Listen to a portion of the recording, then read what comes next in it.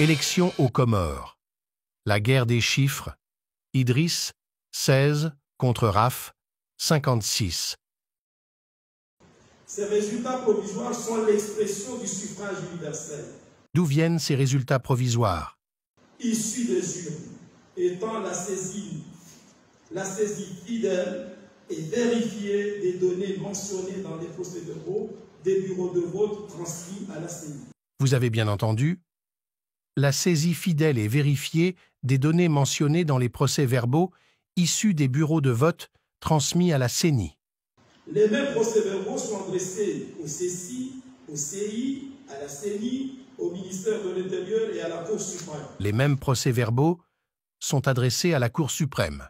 On ne peut pas être plus clair. Sans plus attendre, voici les résultats provisoires de l'élection du président de l'Union des Comores, tenue le 14 janvier 2024. Mais d'où viennent les chiffres de RAF 56?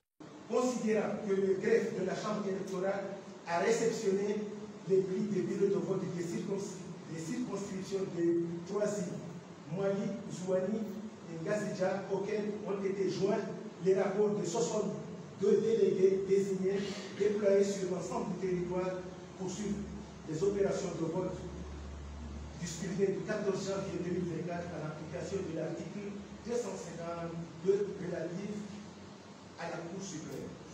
Bureau de vote annulé. Ainsi, le suffrage annulé par la Cour est de 9 378. On s'attendait à ce que le nombre de votants devient plus petit que celui de la CENI. D'autant plus qu'il n'existe pas de ligne de scrutin ajoutée dans son tableau. Comment RAF 56 a-t-il fait? Mystère.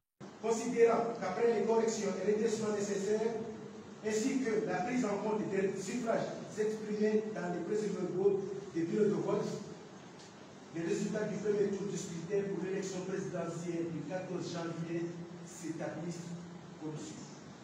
La guerre des chiffres, c'est parti, que le meilleur gagne. Nombre d'inscrits, 338 940. Nombre d'inscrits, 338 940. Même nombre d'inscrits. Mais écoutez maintenant les différences. Ça donne le tournis. Nombre de votants, 55 258. Nombre de votants, 191 297. Une augmentation de 246,19%. C'est énorme. D'où sort ce chiffre? Taux de participation, 16,30%. Taux de participation, 56,44%. Soit une augmentation de 246,26%. Bulletin nul, 2521. Vote blanc ou nul, 7337. Soit une augmentation de 191,04%. Suffrage exprimé, 52 737. Suffrage annulé par la Cour, 9378. Suffrage exprimé valable, 174 584. Soit une augmentation de 231,04%. Mouidi Baraka Saïd Swadi, 2503, soit 4,75%. Moudi Baraka Saïd Swadi, 17 497, soit 10,2%. Soit une augmentation de 599,04%. Abdou Soïfou, 530, soit 1,1%. Aboudou Soïfou, 2796, soit 1,60%.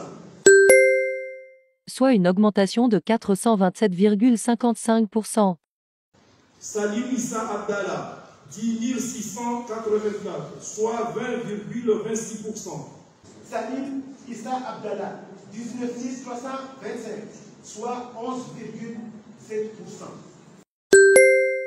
Soit une augmentation de 80,88%. Le plus lésé par Rafiki.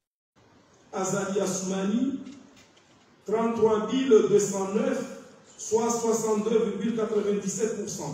Azali Assoumani, 99 541, soit 57,2%.